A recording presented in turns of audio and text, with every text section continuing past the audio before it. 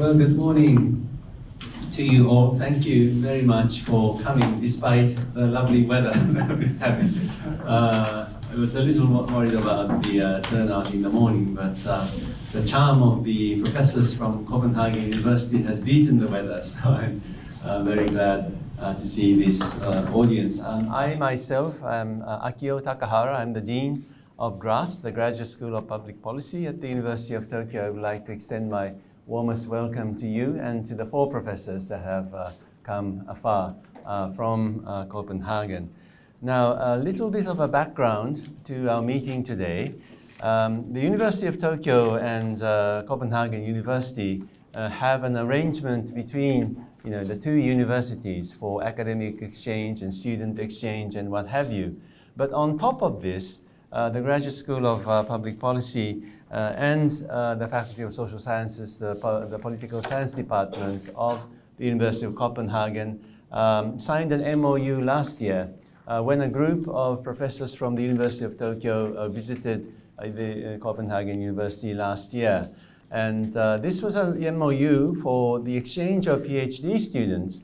And I'm very happy to say that one student from Copenhagen University has already come here and stayed for some time. And at this very moment, one PhD student from GRASP, University of Tokyo, is now in Copenhagen.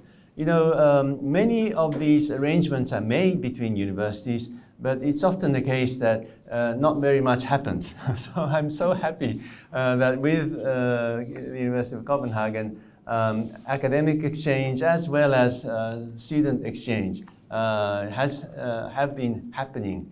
And I think this really proves that we see great value in each other. And I'm so happy this time that 4 professors have taken out of their busy schedule precious time to come over to the University of Tokyo.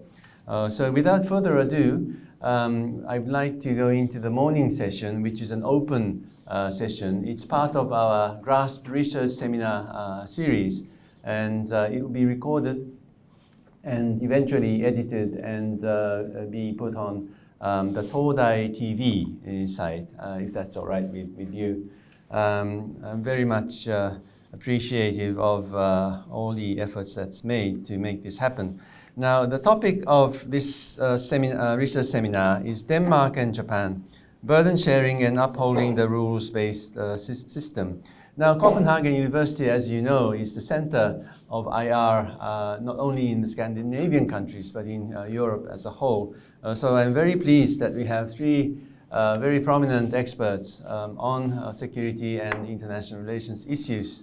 And I don't think we have enough time to go into the details of each person's profile. You have a biography right in front of you, but are we going in this order? Yeah, okay. Yeah. So first we will hear from Professor Mikkel Rasmussen, who is the Dean of the Faculty of Social Sciences, and then we'll move on to Professor Christian Berger, also a Professor of International Relations at the University of Copenhagen, and then last but not least, we will move to a presentation by Professor Jens Mortensen.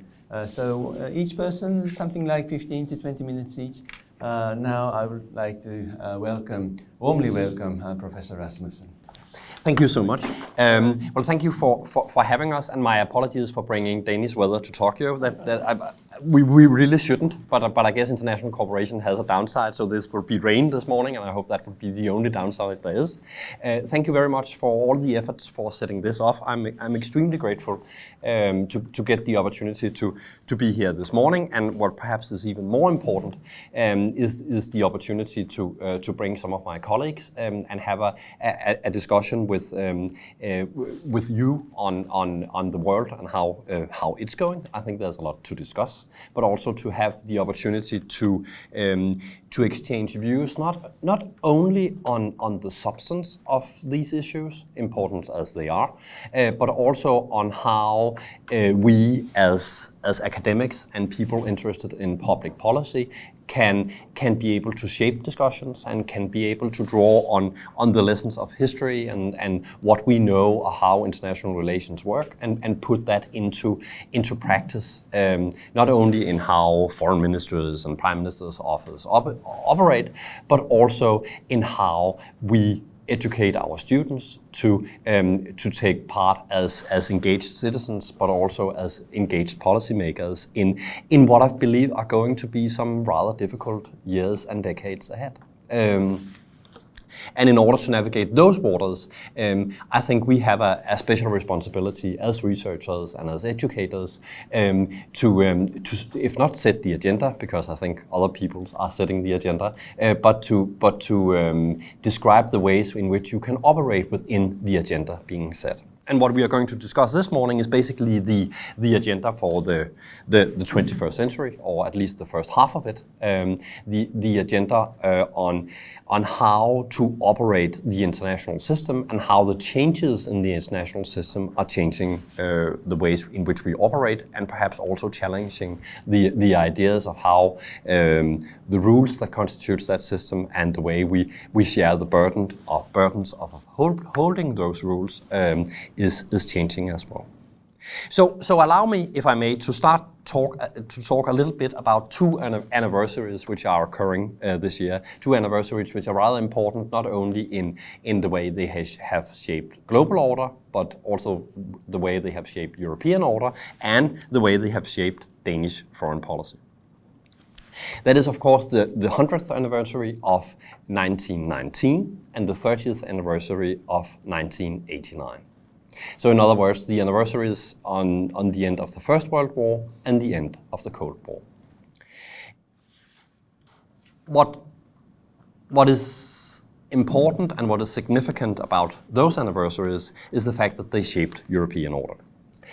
What is perhaps less recognized in the way we talk about the Peace of Versailles, the fall of the Berlin Wall, and all those iconic events which shaped our historical imagination of the end of the First World War and the end of the Cold War, is the fact that they actually place Eastern Europe in the center of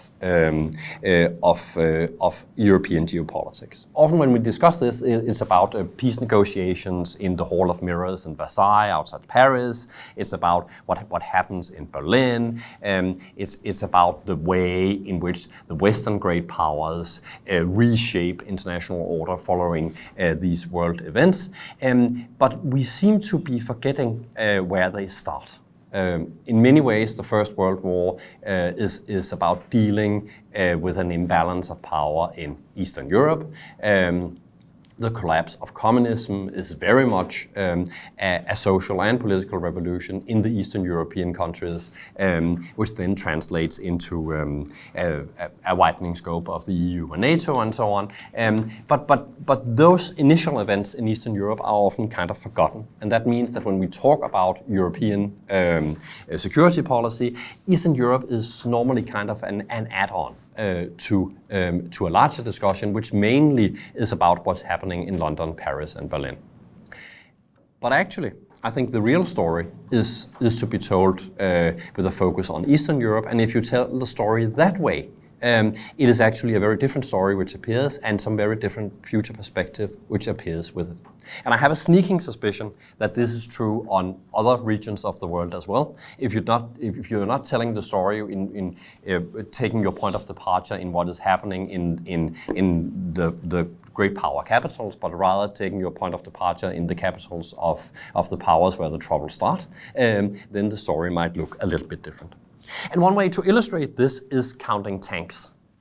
I'm a student of strategic studies and I love counting tanks. And if you count the number of tanks in Europe at the moment, you will notice that there are 10,438 main battle tanks in Eastern Europe, including Greece and Turkey, whereas there's only 1,662 tanks in Western Europe, including Germany's 236 tanks. In other words, there are 10 times as many tanks in Eastern Europe as there is in Western Europe.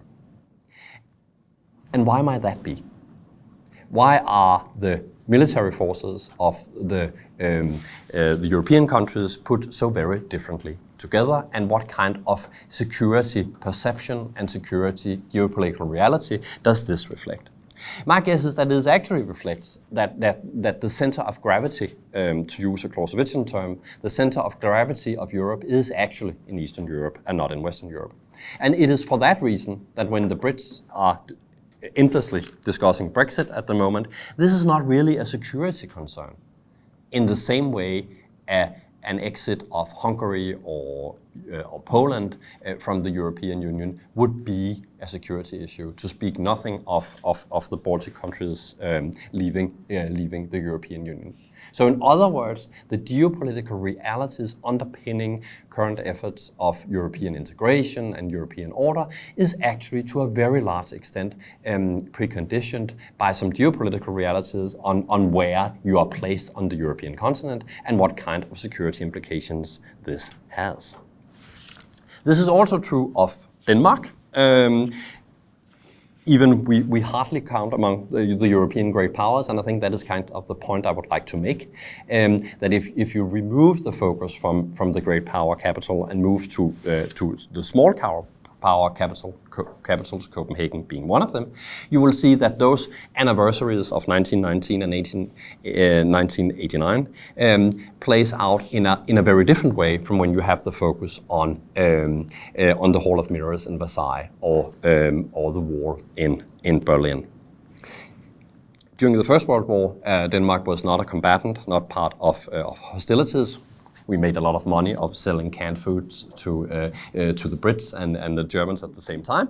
But apart from that, we are not engaged in hostilities. But what we actually gained from the peace in Versailles was to get a province which had previously been part of Germany to return to the Kingdom of Denmark. So in other words, we had a heavy investment in that new global and European order, because following the First World War, we were actually were so much part of that particular peace settlement that we knew that if it collapsed, we will be in trouble with our southern neighbor.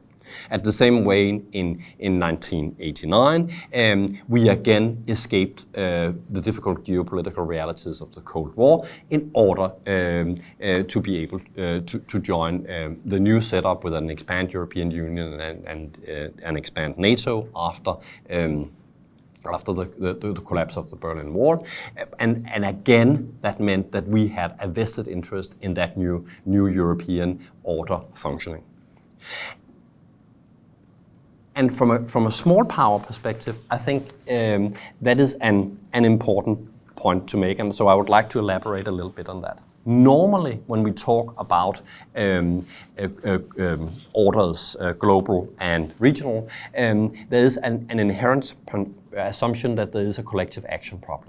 That small powers will lean back and say, well, if we have this order which ensures an institutional setup which makes it easier for us to trade and means that like, some other powers are going to pick up the bill on defense, then we don't have to invest as much in the global order. We can, in other words, just lean back and let stuff happen and make money on not investing in our military, but investing in our trade. That is kind of the normal story you would hear, and that's the story which goes from the White House these days, that the Allies are basically piggybacking on a global order which is financed by the major powers. But I think the Danish and European experience tells a story which is a little bit different, which is actually that the small powers are investing heavily in that order, in that order which came into being after the First World War, and that order which came into being after the end of the Cold War, exactly because small powers realize that they have a huge investment locked into this order. In the Danish case, territory as well as more material interest in the shape and form of trade and security interest, but something which we need to invest in. The point is, of course, that as a small power investment is, by its very definition, small. So even if the Danish commitment to NATO operations in Afghanistan was of an order where Danish troops had the largest per capita number of casualties of any of the belligerent countries, including the US. That still didn't count in absolute numbers. The 43 Danish deaths didn't count for as much as the hundreds of American casualties. So small powers are investing in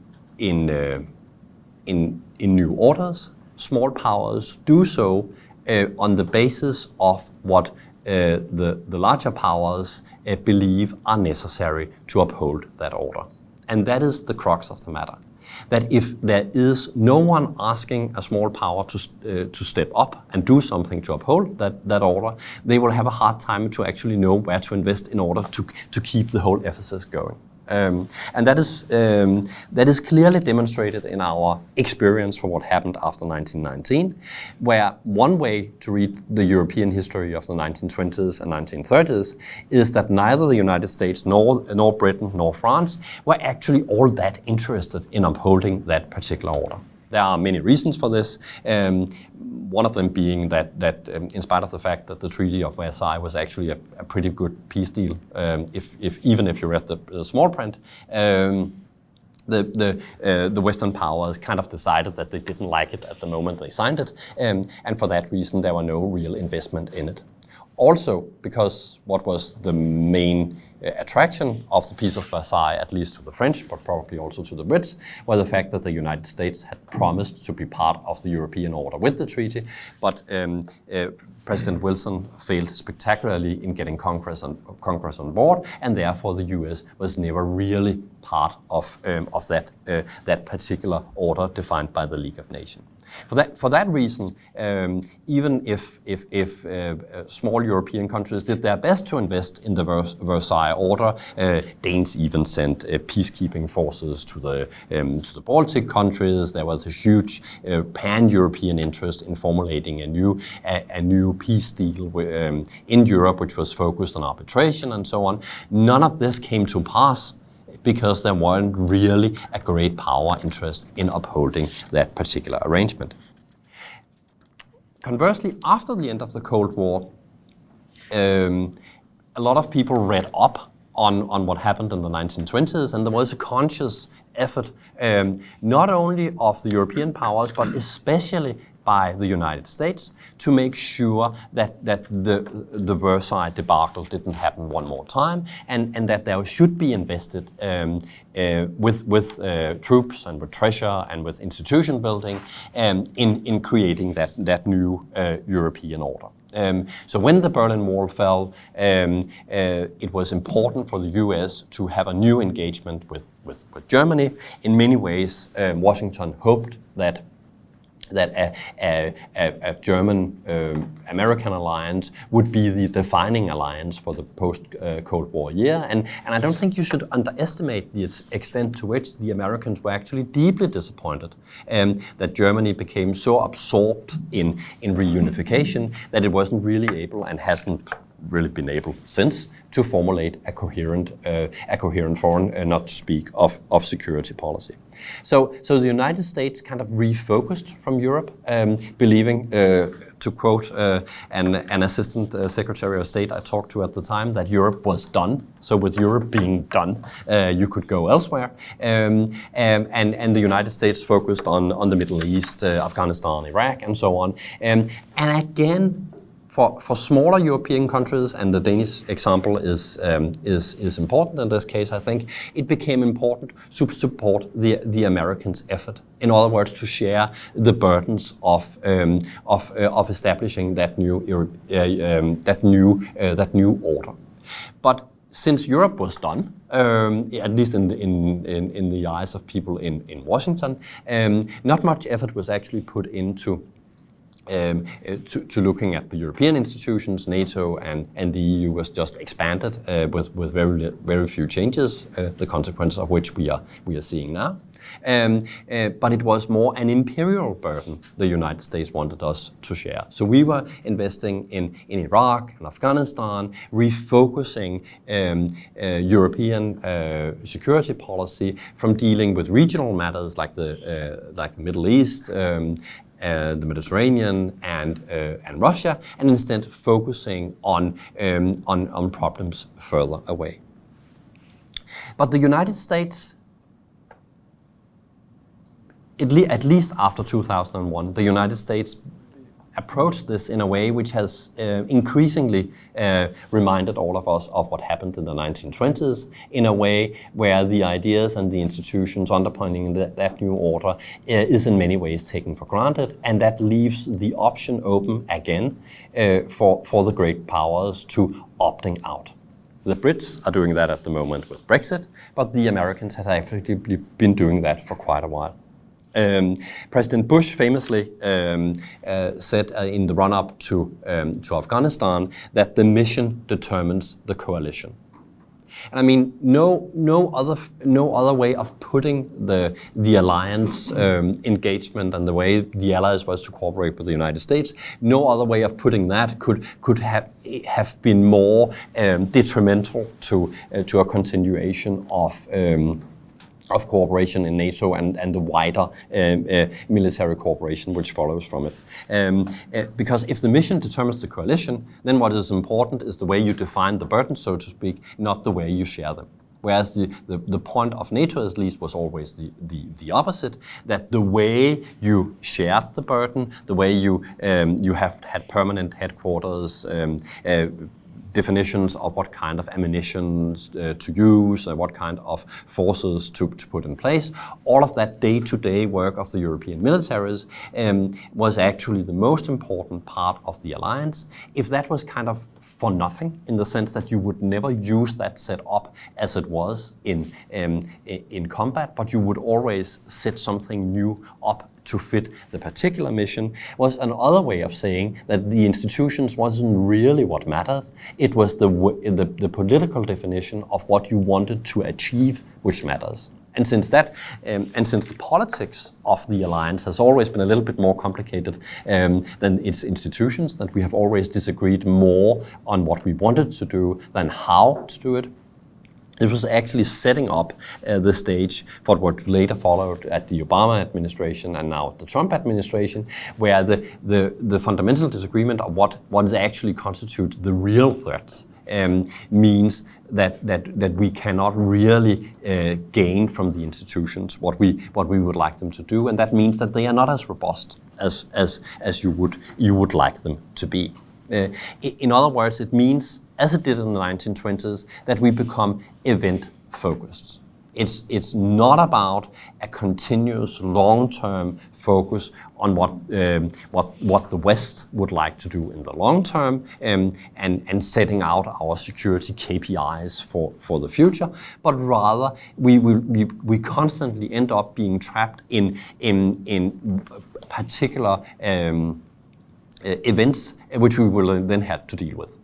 What's happening on the Turkish-Syrian border at the moment is a very good example of this. That while it's actually, if you do the politics of this, pretty clear what the European and American interests should be, the way you deal with the particular event means that you end up being loggerheads and disagreeing much more than you would otherwise do. And the reason is simply that the US has for a long time been opting out of the collective policy-making process. So to wrap up, in a year of anniversaries, the 100 years of 1919 and the 30 years of 1989, I think we are reminded that an alliance is, to a large extent, or to put it in another way, we are reminded that the day-to-day work of an alliance is done by the small powers, but it is the great powers who can decide whether that alliance is going to continue and how their alliance management is going to shape the possibility for smaller powers to engage in order building in the long run. And I think we are also reminded that if great powers choose to opt out, they will have to pick up the pieces afterwards, and it will be the smaller powers who will have to bear the brunt of the consequences of if not an order collapse, then at least a looser orders, which means that it will be harder also for small powers to operate in the international system. There is a lot more to talk about on this, and I will be happy to do so, but I think it's time for me to pass on the microphone, at least, to my colleague, Christopher Bugge. Thank you, Mikkel. Good morning, everyone. It's a great pleasure to see so many of you here. You all fought your way through the rain to be here. That's absolutely fantastic. It's a great pleasure for me to be here today. It's my first time in Tokyo, and it's great to hear that there's this developing partnership. So hopefully we will see many of you soon in Copenhagen, and I personally already look forward to come back. For me, this is an opportunity this morning to talk about an issue that occupies a lot of space in the news. And what I like to do here today in my 10, 12 minutes is to point to a number of fallacies of that discussion.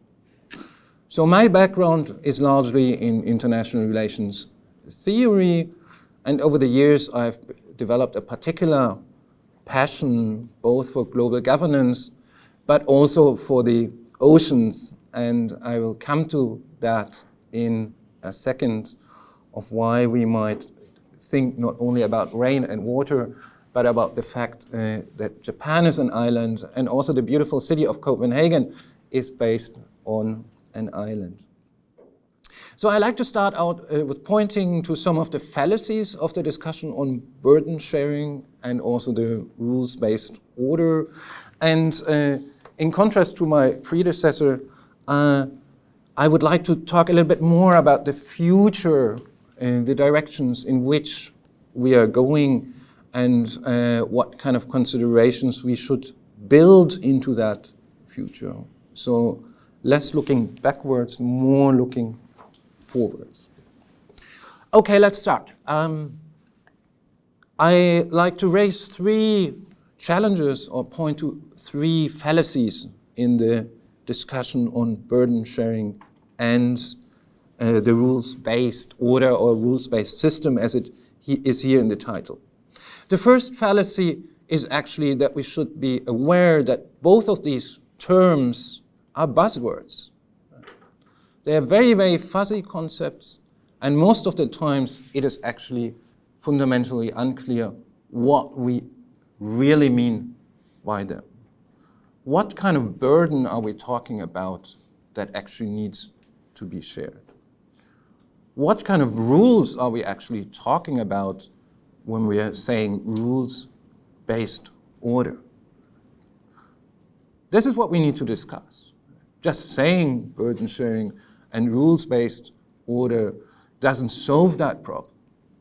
But then at the same time, there's also a reason why we're using these terms and why everyone agrees on that. Because how would you disagree? If there's a burden, of course it needs to be shared. No? Who would disagree? Who wouldn't want to have an order or system that wouldn't be rules-based? So this is exactly the characteristic of buzzwords, where everyone agrees that they're somehow valuable, but then in the same time, they actually hide the content and the actual stuff that we should be concerned about. What kind of burden? What kind of rules? So that's fallacy number one I would like to highlight here today. Fallacy number two. Although 80% of our planet is actually made out of water in the oceans, we tend to primarily talk about the land and not the sea. So if we're looking at burdens, perhaps we should pay more attention to the sea and the oceans rather than being exclusively concerned about the land. Fallacy number 3. I think when we're talking about burden sharing, we should avoid an overly focus on the military and in particular the usual discussion on spending money on weapon systems and so on, and rather adopt a much broader perspective and think about what the actual challenges are that we are facing in the contemporary world order. And let me elaborate on these 2 latter points about the oceans going beyond the land and going beyond the military a little bit further. I think both points are actually particularly important for Denmark and Japan for a simple reason, because Denmark and Japan are not so much small or medium powers. No, they are grand maritime nations. And that comes with a significant responsibility.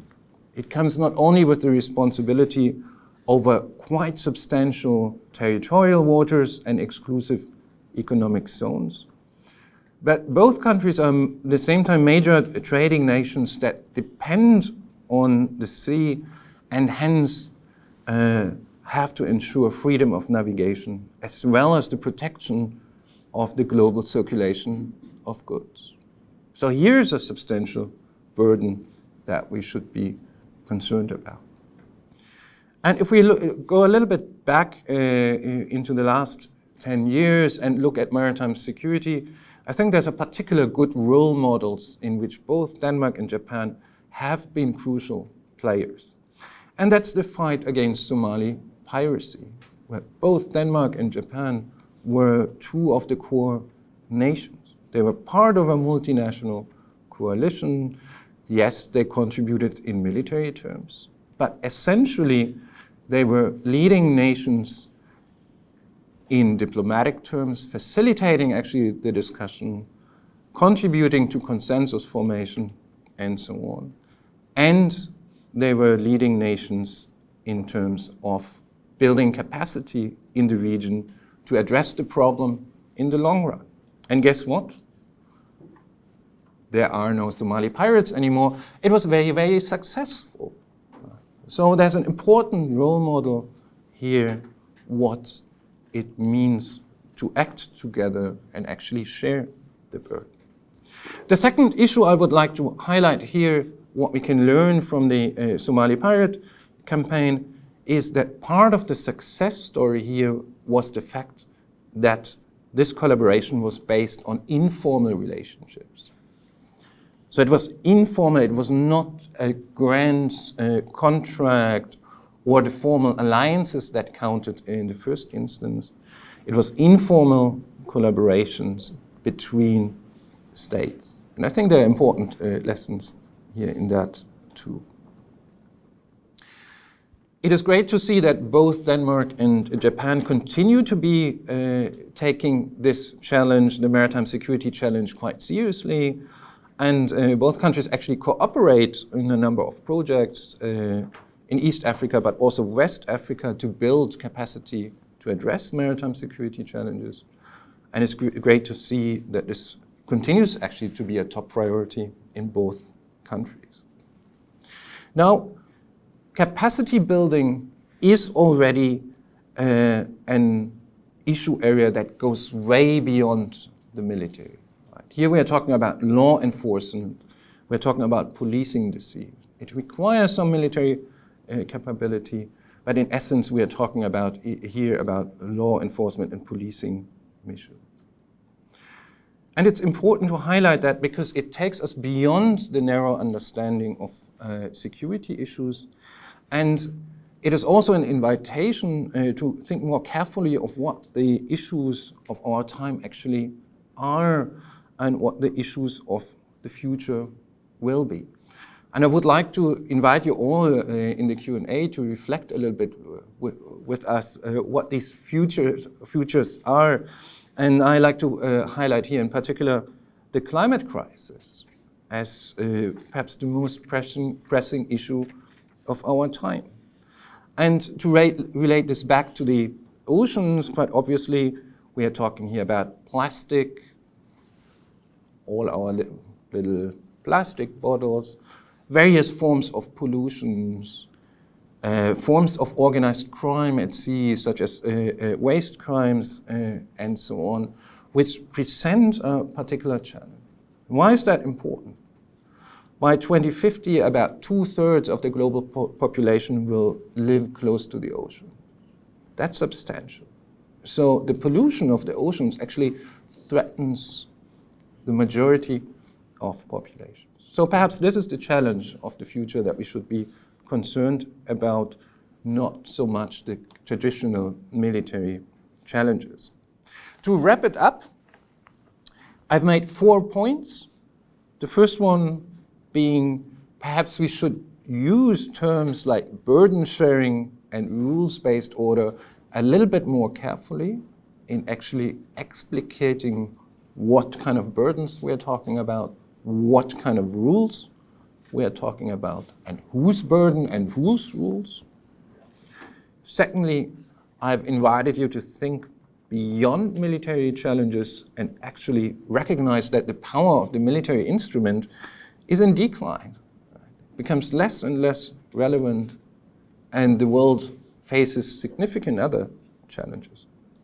Thirdly, I've argued that we should pay attention to the informal international relations and recognize that increasingly we are actually moving towards more flexible, informal forms of international cooperation and alignments between states. We need to acknowledge that and put it into our analysis.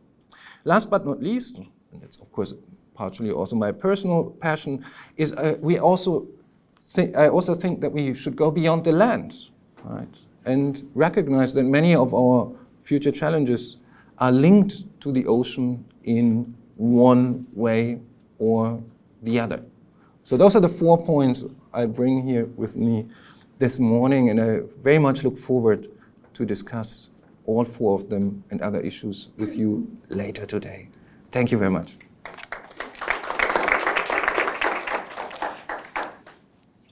Thank you very much. I'm Jens Løfvad Mortensen. I am an expert on trade. So it's slightly different, and yet my talk today is going to have so much in common with the 2 previous, because it's all centered on this discussion on burden sharing. Now, first of all, I'd actually like to really congratulate you on inviting us, and I feel honored and privileged to be here. And I hope there will be so much cooperation in this program. We should do this, but actually, I think my argument is we must do this. Denmark, by extension, Europeans, and Japan has a lot in common, and we actually have an agenda that we have to work on together. So there's a part of my talk today is going to be about policy and some of the challenges that we face. But I will start talking about an ascent against the background of this very turbulent period that we have been in the past couple of years in trade, in the world economy. A series of transformations. Some of them are structural, have been ongoing for some time. Others have been ignited by, most visibly, the shift in American trade policy. Donald Trump has set up a new agenda. Us trade nerds, we don't use the language of burden sharing, but we might as well do so, because we talk about something completely similar. We talk about reciprocity, we talk about fairness. This is the same discussion, transcends the 2 different spheres of the challenges and the policies today that we're, and the agenda that we have to work together on. It is true that we have entered a period of seemingly disorder or transforming order. But again, like Christian also talked about, there is a lot of ambiguity in that term, rule-based order or system. What does it actually mean? Now, my contribution today is mainly 3 points. Again, what does burden sharing mean? How can we translate it into the language of trade and the political economy? What is the challenges today? Are we witnessing the end of rule-based order, a trade order? And where does that leave us? And especially Europeans / Danes and Japan, the two major trading states, of slightly different size, however, but the two trading states here that were gathered here in this room today, like what do we have to work on, and how do you proceed on solving these challenges? Now, we're witnessing a period of return to geopolitics, geoeconomics, some have said. Others frame this as a new era of globalization 3.0, 4.0. The economists have talked about globalization. But at the heart of this lies the same concern and observation that is talked about as burden sharing, this fairness and unfairness, and how to get a right balance between rights and obligations. Who should foot the bill?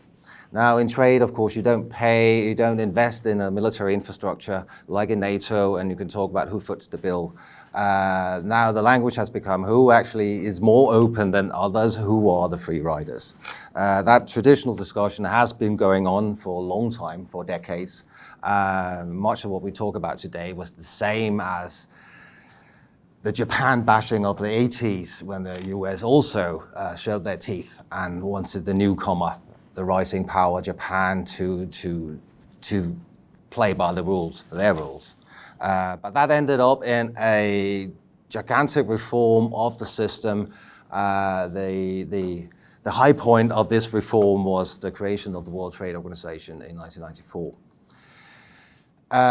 So reciprocity, rights and balances, this is the language you use in trade on what is talked about as burden sharing elsewhere. But in that word there lies this notion that we need to distribute the responsibility of that. When you're a trading state, the great powers accuse you of being a free rider and not foot the bill, but a power, that concept that carries some responsibility of actually maintaining, investing, and keeping a system working. I think my argument today is that we stand now in a new period where the trading powers have to foot the bill, have to take responsibility of the order, even if there is another power that's not willing to do so. Do we witness the end of rule-based trading order, a trading system today? Again, there is an ambiguity in that term, rule-based system, because how can you have a system without any sort of rules? But if we narrow this down, and the devil is in the details, but if we narrow down to what the discussion is on trade, on whether we're witnessing an end of a rule-based order, we face two major challenges today.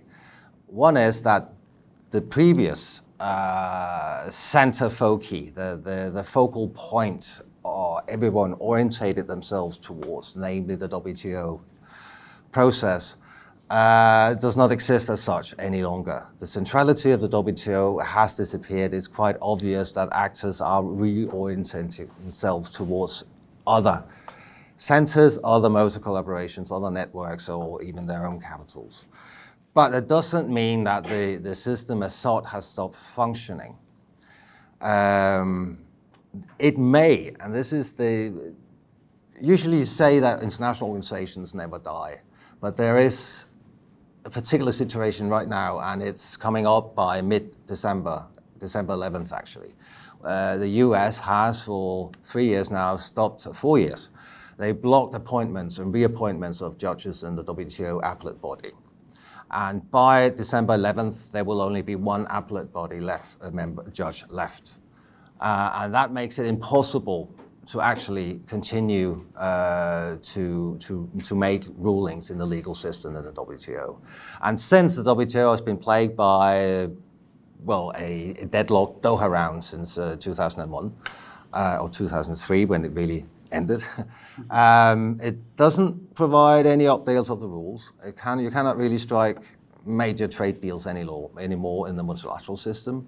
But by December, if you cannot even use the legal system, then of course, we're really at a point where we have to ask whether we have a multilateral trade system functioning any longer. Now, so this is the key challenge today, is to get the WTO to what should we do in order to fix? Should we reform it? Is it possible to talk with the Americans and to get them to stop the blocking of these appointments? Do they want to be a member? Do they want the WTO to be functioning? And this discussion is going on today at a very high level, and it doesn't look as if the WTO would be saved in the way we know it. So we may have to come up with alternative systems. And that leaves a heavy responsibility on the other trade powers how to work out an alternative functioning multilateral trade system based on, well, there are rules, and they enshrine compromises and deals of the past. They also have been used for dispute settlement and provided some legal clarity, so actually to become more meaningful rules. How do we maintain such a system if the Americans refuses to block to change their policy? Canadians, Europeans, others are talking about establishing an alternative system bilaterally and say we will continue this system, but this system will be without the US, and as such, it's just a temporary fix. It cannot be functioning for a long time. The alternative is that, and EU has been trying to do that, and we're doing that with Japan as well, is to build out a more extensive network of bilateral treaties which all enshrine the same visions, norms, and build all the rules of the WTO. But those network bilateral agreements are not as deep, and they are just, there's not a comprehensive as this multilateral system will be. So we do actually, at this point in history, we're at a very peculiar moment. We might see an organization die in front of us live on television on December 11th. We may see alternative trade powers go into action, try to come up with a temporary solution, but it will only be temporary. It's impossible to see a system without the US part of it. We may try to kick the can a bit down the road and see what happens next year, whether we'll get a different president, a different administration. But even so, I think irreparable damage has been done to the existing rule-based order, the one that had the WTO as a focal point. This, you can orientate it yourself. You really wanted to do what they signal that we should do. That has stopped one way or the other. But it's replaced by a number of bilateral agreements, and again, the EU-Japan agreement, it's more than just its commercial value. It was a massive geoeconomic, geopolitical signal at this time that it was possible for two of the major trade powers actually to strike an agreement. It entails a lot of compromises, that's reality in trade, but it also upholds some of the core values, some of the core rules and norms that we want to continue in the future. And as such, it was quite an achievement that Japan and Europe actually provide this happening. But there are challenges here today, and I'm just going to outline 3 of them, I think, for discussion. Challenges in upholding the rule-based order in the future. It will take a lot more work from Europe and Japan and other trade-minded powers, because being a power entails some kind of responsibility to foot the bill, so to speak, and maybe some compromises as well. But how, at this point, we really have to make up, I mean, on bilateral trade agreements, how much are we willing to invest in them? What do we do with someone like Bolsonaro in Brazil, who openly challenges Europe? What do we do when we have increasing demands in Europe against, for instance, on sustainability, I mean, we should do an act on the burning of the Amazon fire. We should not ratify this trade agreement as long as they don't sign up and don't enact their climate obligations. What do we do? Should we use our trade power more aggressively in Europe? another key challenge is what to do with this system. Should we continue to invest in a system that seemingly doesn't work? What should we ask others to contribute to make this institution work? That's a WTO crisis. And thirdly, and this may be more European discussion or concern, but there is a growing gap between supporters of free trade and the skeptics of free trade, skeptics of globalization, and our trade agreements, our trade policy, investment policy, et cetera, all hinges on ratification of these deals. In certain member states and the European Parliament and in some national parliaments, there is resistance to everything that's related to free trade. It's become more extreme. So there is a legitimate gap. There is an internal problem in Europe from the various types of globalization critics. But we are required to ensure that we get parliamentary support in order to ratify everything that we're going to do as a trade power. It may be more European concern, the way we're set up, and it's a very complex matter, but it's also definitely part of some of the futures here, challenges here we have in the future. So with these 3 points for a policy discussion, I conclude. Thank you.